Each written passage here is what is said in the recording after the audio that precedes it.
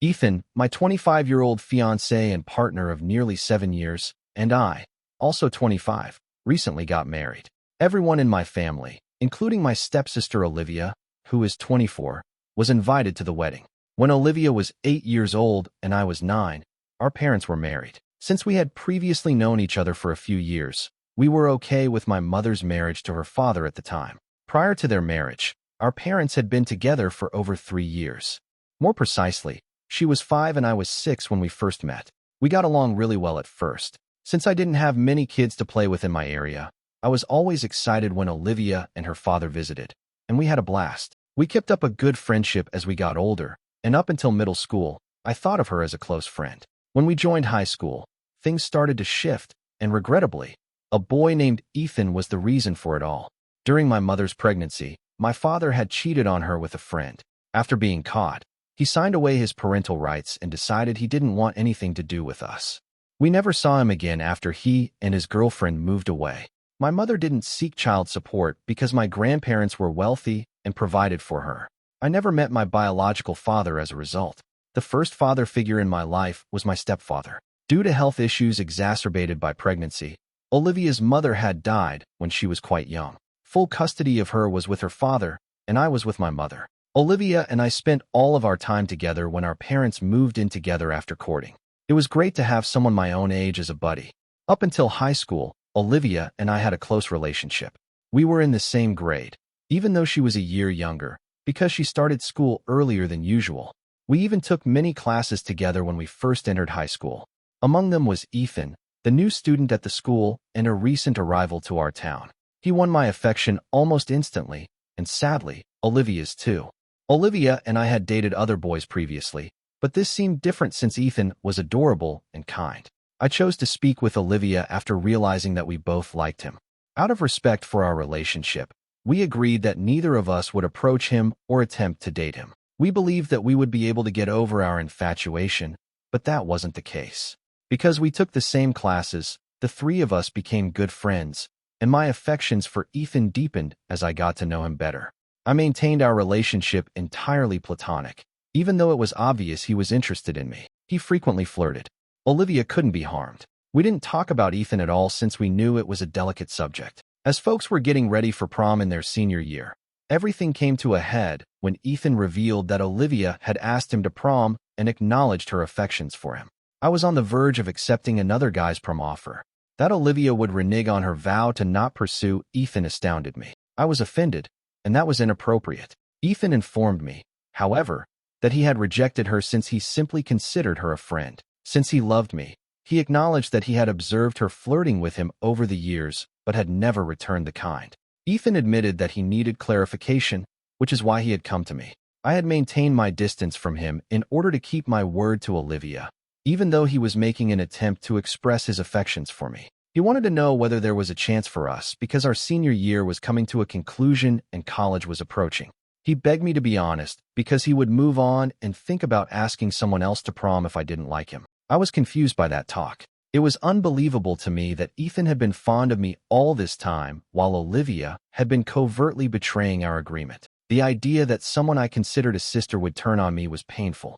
I skipped the remaining classes and went home early after asking Ethan for a day to consider my options. After finding out, I couldn't bear to see Olivia. Olivia pretended nothing had happened when she got home. She didn't tell Ethan about her confession. I couldn't resist and went up to her. I inquired as to whether she had actually confessed her feelings for Ethan and asked him to prom. She said it was none of my business right away, getting defensive. But because we had made a vow, it was very much my business. Out of respect for Olivia, I had repressed my feelings for Ethan for years, but I later discovered that she had been pursuing him behind my back. It was unfair. I was in love with Ethan by that point, not just smitten. I put Olivia's sentiments ahead of my own, but she was unable to reciprocate. Our argument turned into a violent altercation. In her own words, Olivia acknowledged that she had only promised to spare my feelings because she thought Ethan would pick her over me if he had to. Her conceit and treachery were intolerable. I made the decision right then and there that I would no longer prioritize her feelings over mine. I told Ethan everything the following day, including our argument, Olivia's betrayal, and the commitment we had made. He was sympathetic and offered to wait for me if I required more time. However, I was no longer able to suppress my emotions. We began dating the same day I told him I was in love with him. I have no regrets after 7 wonderful years together. After that day, Olivia and I ceased communicating. Since we shared a residence, it was more difficult for me to break off our relationship than it was for Ethan. I didn't mind that she relocated into the basement rather than a room with me.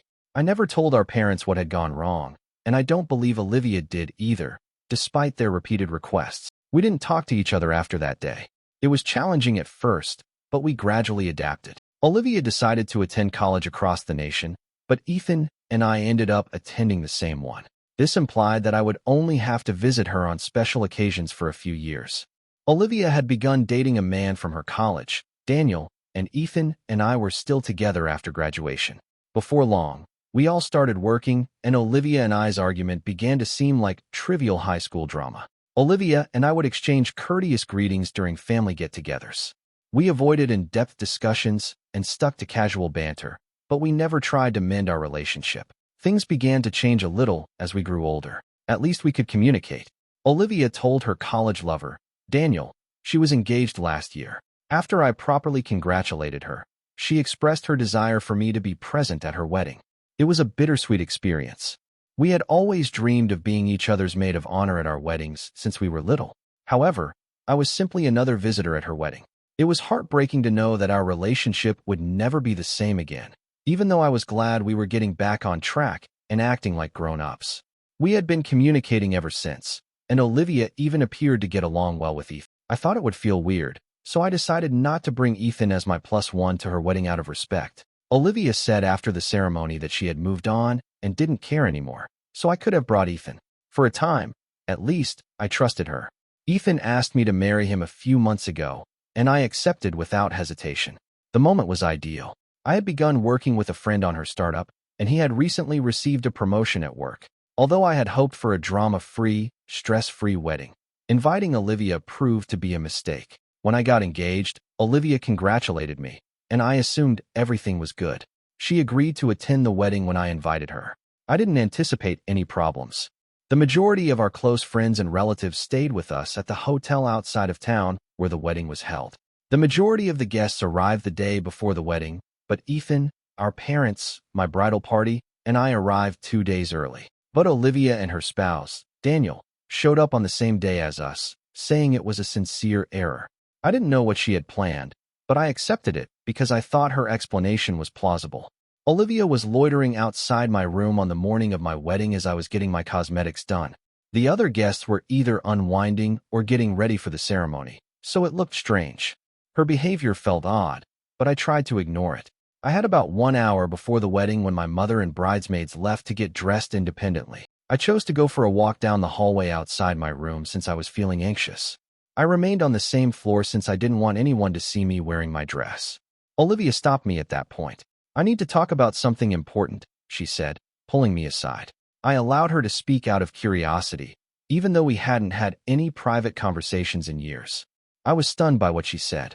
Olivia disclosed that she had arrived early on purpose, rather than by accident. According to her, Ethan asked her to arrive early so he could speak with her privately. She said he had admitted that he had changed his mind and wasn't sure he wanted to marry me. According to her, Ethan admitted to her that he had fallen in love with her and no longer loved me. He planned to elope with her, she said, and they had been communicating covertly for weeks. Even if her story was absurd, I was astounded by her sheer boldness. She was obviously attempting to ruin my wedding, but I wasn't going to allow it to happen. Olivia stated their conversations were purely platonic, but she said she and Ethan had been communicating behind my back for a while. She said, however, that Ethan had fallen in love with her and begged her to come early so they could flee together. She claimed that ever since she got to the hotel, he had been putting pressure on her. She claimed he lacked the courage to face me head-on because he was afraid I would respond wildly, and he didn't want to be present. Then she said she had to be honest with me since she couldn't follow through. As usual with Olivia, she felt that an hour prior to my wedding was the ideal time to come clean. I could tell she was lying right away. I knew Ethan would never do such a thing since I had total faith in him. He was honest and would have spoken with me openly about any issues rather than using devious tactics. He found Olivia's story to be totally out of character, and it was clear that she was attempting to spoil my special day by pretending to be worried about me. Her performance enraged me. She was intentionally attempting to generate drama where none existed, while feigning concern for me and our relationship. I made the decision to reverse her plan. I contacted her spouse, Daniel, and said nothing to her. I followed him on Instagram and called him using the app, even though I didn't have his number. I looked like I might be phoning Ethan while I stood in front of Olivia, acting like I was inconsolable. Olivia didn't stop me because she probably thought I was going to confront him or end our relationship, which was precisely what she wanted. She had no idea that I was actually phoning her spouse, Daniel, who was located in another area of the hotel. I was relieved when her husband responded. I asked if any of what Olivia had told me was real and reiterated what she had said. Olivia stayed mute at this point, probably believing that I was speaking to Ethan.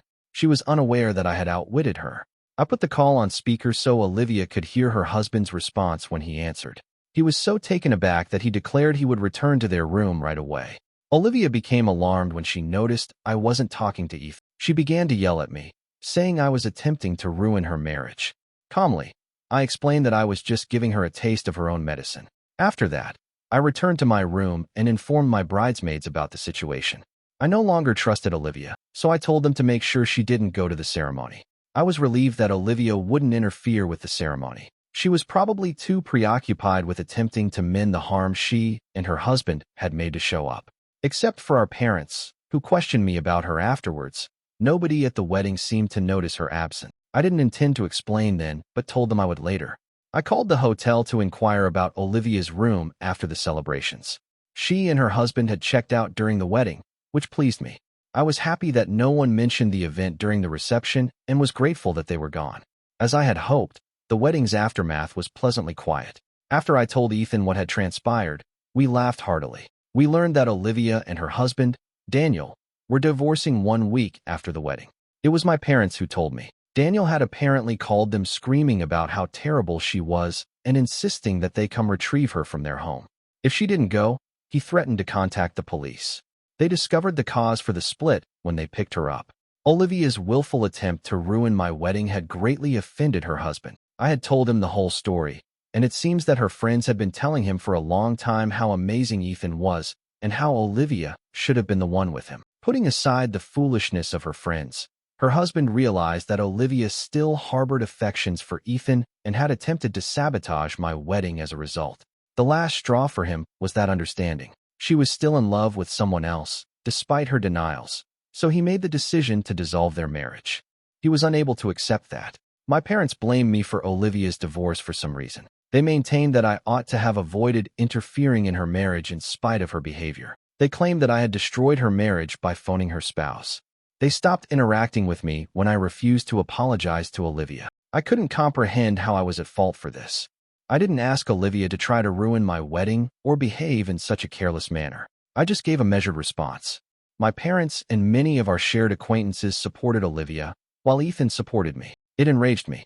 I became aware of how unjust my parents and some of my friends were being after thinking things over. I made the decision to break things off with those who sided against me. They would keep accusing me and making me feel bad if I didn't. Distancing myself felt like the only course of action since I wasn't going to break down and apologize to Olivia. Ironically, by refusing to talk to me because I refused to apologize, my parents were getting exactly what they seemed to want initially. My friends' support for Olivia demonstrated to me that they were never really friends in the first place. I made the decision to put Ethan and my happiness first. I went on our honeymoon with Ethan. Even though I missed my parents, I wasn't too upset about losing contact with my alleged friends. It had been almost 2 weeks since the wedding, but it was painful not to speak to my parents. I frequently wanted to phone or text my stepdad or mom, but I restrained myself because I knew they had sided with Olivia. As far as I could tell, Olivia was living with them and probably spreading false information to make them even more hostile toward me. I could see why my stepdad wanted to help his daughter, but given her history, I couldn't understand why my mother wasn't on my side. My dad had betrayed her by leaving her for a friend. Olivia had attempted to do the same to me, but my mother did not recognize the similarity. I decided to concentrate on enjoying my honeymoon for the time being. I didn't want to let pessimism destroy this once-in-a-lifetime moment with Ethan. My mother texted me on the 3rd day of our honeymoon. In an effort to be present and prevent disappointment, I refrained from opening it until we got home. I didn't want anything to ruin the great time Ethan and I were enjoying. Reading my mother's message was the first thing I did when I got home. She clarified that after allowing Olivia to stay with them for a few days, she and my stepdad decided it was no longer acceptable. They finally decided enough was enough after Olivia spent the entire time disparaging me. They chose to exclude Olivia after seeing she had made a concerted effort to spoil my wedding. My parents expressed regret for their previous actions, acknowledging that they had made bad choices because they were overtaken by Olivia's divorce drama. To make things right, they asked Ethan and me to join them for dinner. I am quite happy. In the hopes of repairing our relationship, Ethan and I accepted their invitation. Everything worked out in the end. I only hope that this kind of situation never arises again.